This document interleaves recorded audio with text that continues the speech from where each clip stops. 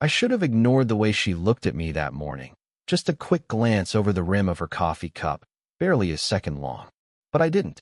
I saw it, felt it, and somehow it stayed with me long after I'd gone back to sorting invoices in the cramped back office of the repair shop. The thing about her, Sarah, was that she never seemed rushed. Everyone else came in with noise. Engines sputtering, customers complaining, phones buzzing.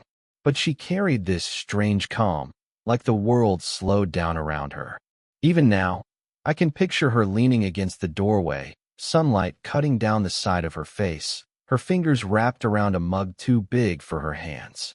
She wasn't my boss. She wasn't even supposed to be here.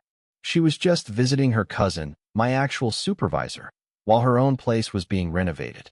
That's what she said on the first day. Just 3 weeks, she'd added, like she needed me to know it wouldn't matter in the long run. 3 weeks. I remember thinking it sounded longer than it should. I only talked to her because she talked to me first. I'm usually better with engines than people, and I think she noticed that the moment she walked in and said good morning like it was a real question, not a routine phrase.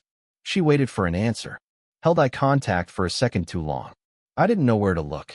That first morning, she stood beside my desk and asked if the coffee machine was always broken or if it hated only her. I told her it hated all of us. She laughed, quiet, low, barely there, but it shifted something in the room. I felt it. The shop was loud around us, metal clinks, a drill whining, the radio playing some old 90s hit. But somehow, with her next to me, the noise faded into the background. She didn't fill silence the way most people did. She'd speak, pause, let a whole beat pass without flinching. I wasn't used to that. Her stillness made me aware of my own nervous habits, tapping my pen, shifting my weight, clearing my throat even when I didn't need to. Every day she came in, she did the same thing. A small wave, a half smile, sometimes the faintest touch on my shoulder when she needed me to move. Innocent gestures, just normal human contact. But I felt every one of them as if she'd pressed her hand directly against my chest. She had this way of watching people.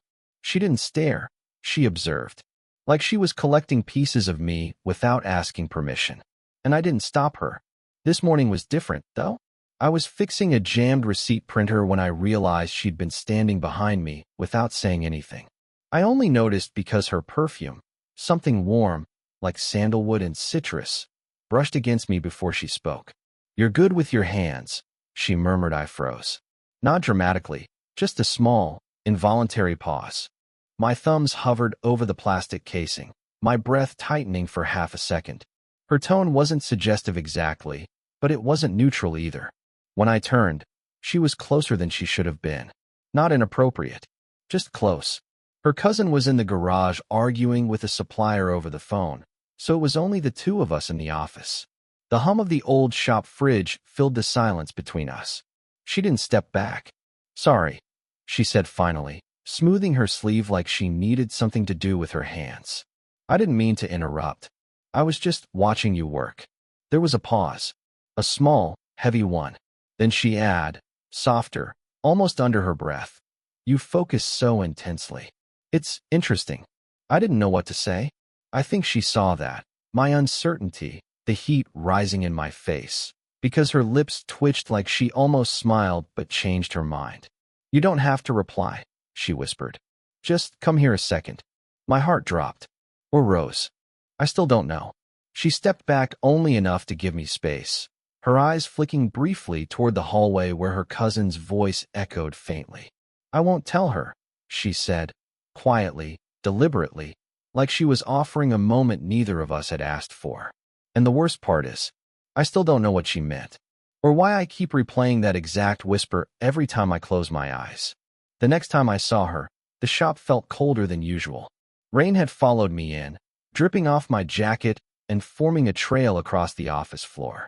I was still shaking water out of my hair when she appeared in the doorway, holding a small cardboard box against her chest. "Your cousin said you could help me lift this," she said, voice steady but her eyes not. There was something muted there, like she hadn't slept well. Or at all. I wiped my hands on my shirt and nodded. "Yeah, sure. Where do you need it?" She hesitated, just long enough that I noticed. Then she tilted her head toward the back storage room. I followed her down the narrow hallway, our footsteps echoing against old concrete. The light flickered overhead, humming like it was trying to fill the silence we weren't touching. Inside the storage room, she set the box on a metal shelf but didn't step away immediately. Her fingers lingered on the cardboard edge, knuckles pale. I didn't think she realized she was gripping it too tightly. "You okay?" I asked, and the moment the words left my mouth, I regretted them.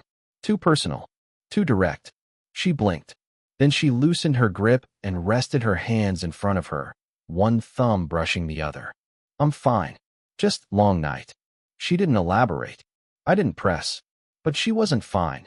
Not with the way her shoulders curved slightly inward, or how her voice trailed off like she'd been speaking to no one for hours before this. I lifted the box to the higher shelf she couldn't reach. She moved aside, but her sleeve brushed my arm. Soft, barely there. It still caught my breath. "You always come early?" she asked. "Yeah, it's quieter." She hummed, a small, absent-minded sound. I noticed a smudge of eyeliner beneath her lower lash line, like she'd rubbed her eyes on the drive here. Her hair was pulled back loosely today, strands falling around her face. She looked effortless, and tired, and human in a way she wasn't yesterday. When I lowered my hands, she stepped back, but only half a step, as if she couldn't decide whether she wanted distance or something else. "I used to be like that," she said suddenly. "Early everywhere. I liked being the first one awake." She paused, eyes flicking to the dusty floor. Then life got louder. There was a break in her voice, not dramatic, but enough to make me feel something tighten in my chest. She didn't usually share anything about herself. The little she offered now felt like a window accidentally left open. "I don't mind loud," I said. "Sometimes it makes things easier. You don't notice when something's off." Her lips parted slightly, not to smile. Just a reaction, like the words hit somewhere they weren't supposed to. She exhaled slowly and turned toward the shelves, fingertips brushing along the metal edge. "You notice things," she murmured. I didn't know if she meant it as a compliment or a warning. Before I could answer, her cousin shouted from the front of the shop. The spell broke instantly. She straightened her shoulders, tucking every loose emotion back into place, as if someone had flipped a switch inside her. She moved toward the doorway, but stopped, just for a heartbeat. She didn't look at me, but her voice softened, barely audible over the rain still tapping against the roof. "Thank you for not asking too many questions." Then she left the room, leaving behind the faint scent of her perfume and a silence that felt too charged for such a small space.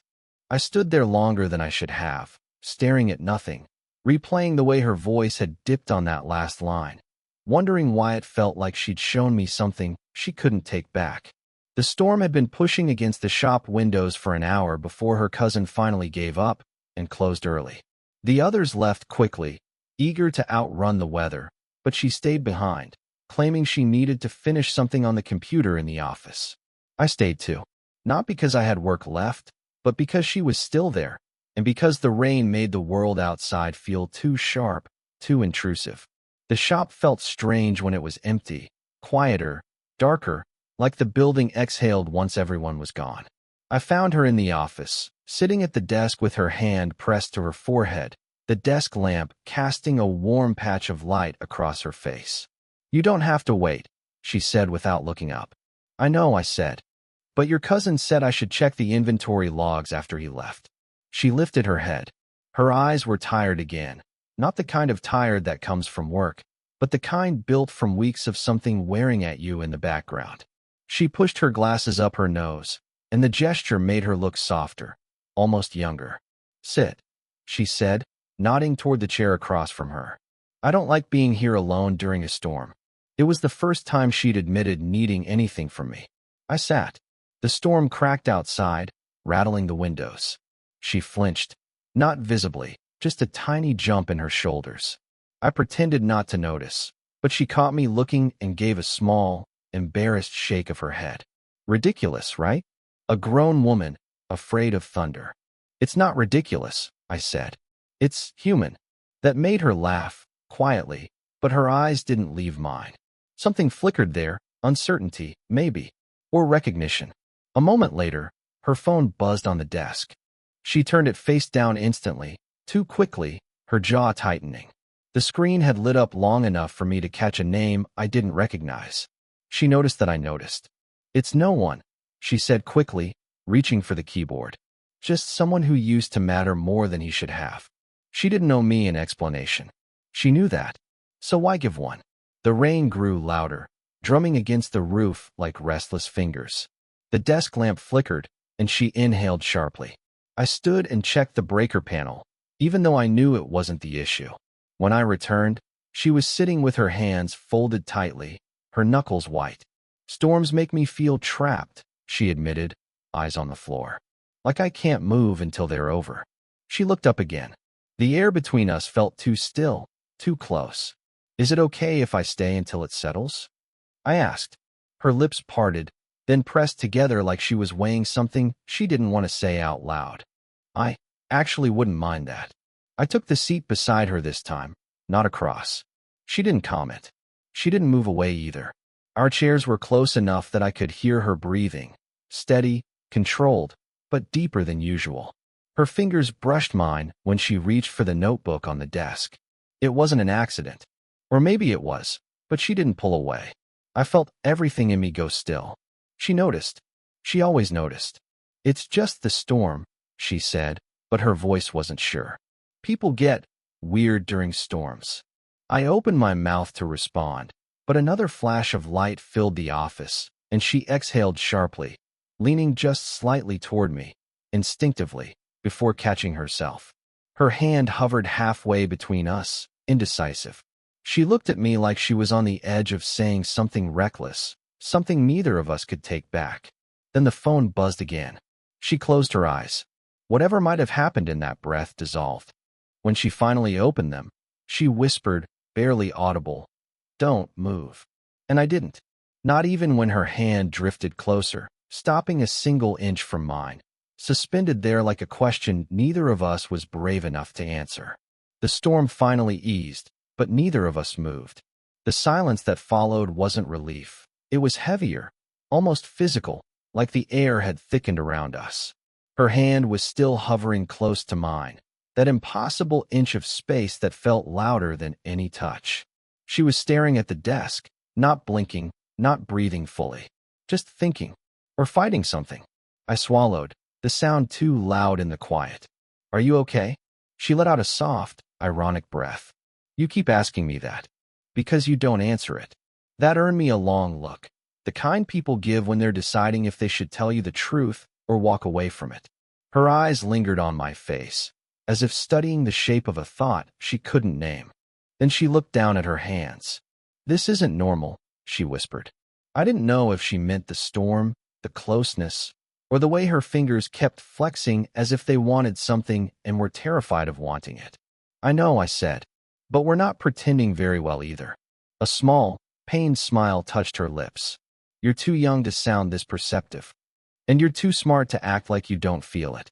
Her shoulders stiffened, not offended, not startled, just exposed. She turned slightly toward me, elbows resting on her knees, head down. The lamplight caught the strands of hair falling loose from her bun, the tired slope of her back. "What are we doing?" she asked softly. The tone wasn't angry or dramatic. It was scared, honest in a way that felt naked. I shook my head. "I don't know." She pressed her hands together, knuckles touching her lips like she was holding in every word that wanted to escape. "This shouldn't be happening," she murmured. "You work with my cousin. You're—" She stopped, jaw tightening. "You're too close." I almost laughed, not at her, but at the irony. "I'm 1 inch away," I said quietly, glancing down at our hands. "That's not exactly too close." She looked, really looked, and for the first time, she didn't pull away. She didn't hide the flicker in her eyes or the way her breath caught for half a second. "It's not the distance that worries me," she said. "It's the fact that I didn't want to move." The words hit harder than I expected. She sat back, running a hand through her hair, revealing the faintest tremble in her fingers. "This isn't like me," she said. "I don't get affected by people. I don't," another pause. "I don't look forward to seeing someone the way I've been looking forward to seeing you." My heartbeat climbed into my throat. She noticed. She always noticed. She leaned back in her chair, eyes on the ceiling as if searching for an answer the storm had washed away. I don't know what to do with that. I opened my mouth, closed it again. Speech suddenly felt dangerous. She turned toward me slowly, her expression softer now, stripped of all those guarded layers she carried like armor. "You don't make this easy," she said, voice barely a breath. I frowned. "What do you mean?" She held my gaze, fully, finally, without retreating. "Because every time I try to step back," her voice cracked. "Just once. You make me want to step forward." And the worst part, the part that hollowed me out, was the way her eyes dropped to my mouth for half a second before she forced herself to look away. Then she whispered the line that made everything inside me tilt. "I'm afraid of what happens if I don't." The next morning, the world looked ordinary again. Sunlight leaking through the shop windows, the smell of oil and old metal hanging in the air, customers shuffling in with the usual complaints. But something in me was different. Or maybe something between us was. She arrived late. Not dramatically, just different. Her hair wasn't done the way it usually was, and she didn't wear the light makeup she always put on, even on the laziest days. She looked softer somehow, undone in a way she probably didn't mean to show anyone. She offered a small smile when she saw me, but it didn't reach her eyes. Her cousin had given me a stack of papers to sort in the office, so I was already seated when she stepped inside and closed the door behind her. Quietly, too quietly. "Morning," I said. She nodded, then leaned against the filing cabinet, arms crossed. Not guarded, more like she needed something to hold herself together. I waited for her to make the first move. She didn't. After a long minute, she finally spoke. "I need to tell you something." My stomach tightened. She pulled out her phone, stared at it for a moment, then turned the screen toward me. A voicemail icon. One single message. She didn't play it. Just held the phone like it weighed too much. "It's from him," she said. I didn't ask who. I'd seen the name last night. The name she flipped face down in a hurry. Her thumb hovered over the screen, then dropped to her side. I didn't listen. I couldn't. Still, she didn't move from the cabinet. She didn't come closer either. She just existed in this fragile in-between, like stepping anywhere would collapse something. "It's stupid," she whispered. "I shouldn't let a voice I haven't heard in a year get to me." "A year?" I asked softly. She nodded. "We were together a long time. Too long." After it ended, I promised myself I would never let someone get close enough to shake me like that again. She laughed quietly, a small exhale with no humor. And yet here I am, avoiding a voicemail like it's a bomb. I didn't know what to say.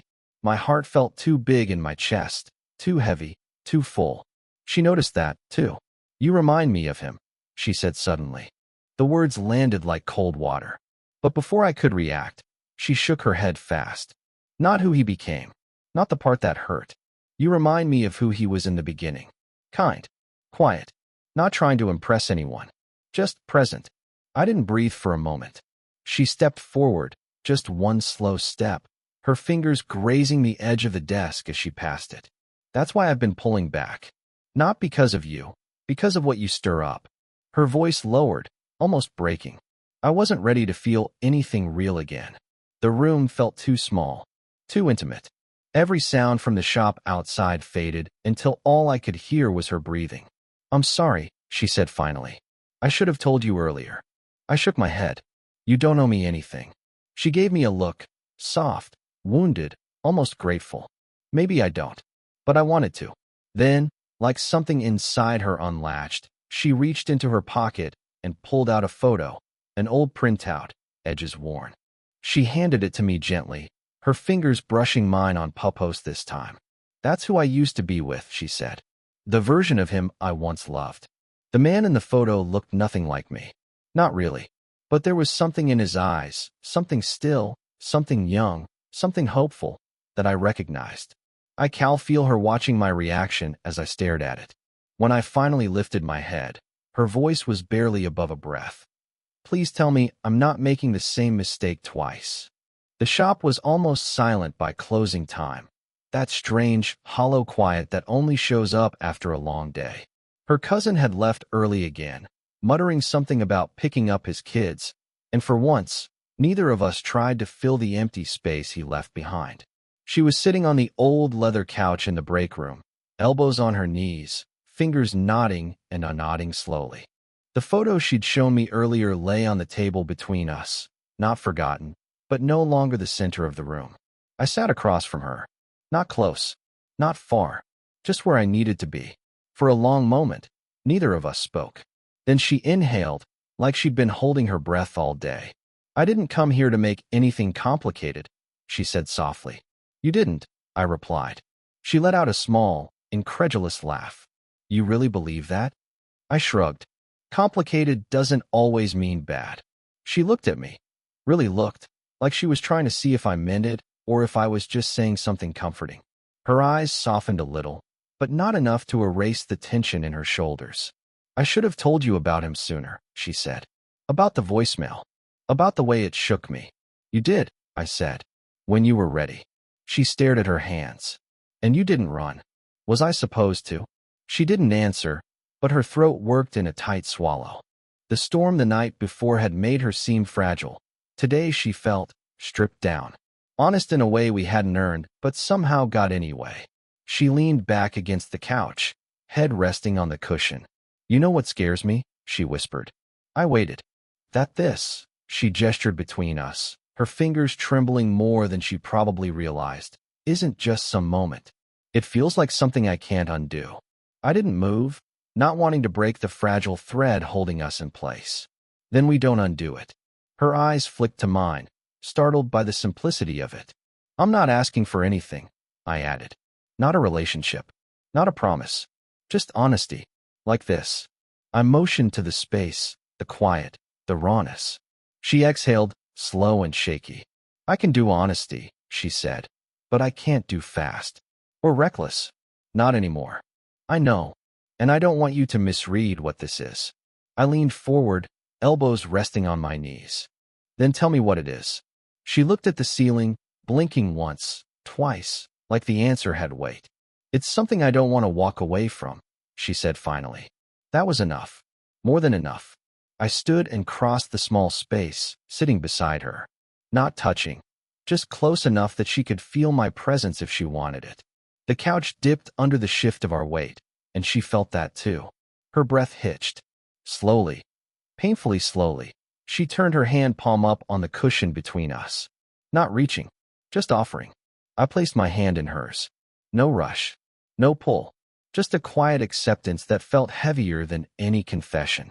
Her fingers tightened, barely, like she was trying to memorize something she'd spent too long denying herself. We sat like that, two people who weren't declaring anything, weren't promising anything, weren't pretending anymore. After a long stretch of silence, she whispered, almost ashamed of the vulnerability behind it, "Stay, just until the lights outside turn off." And I did. I stayed. Because leaving felt like the only wrong decision in a moment where everything else finally made sense.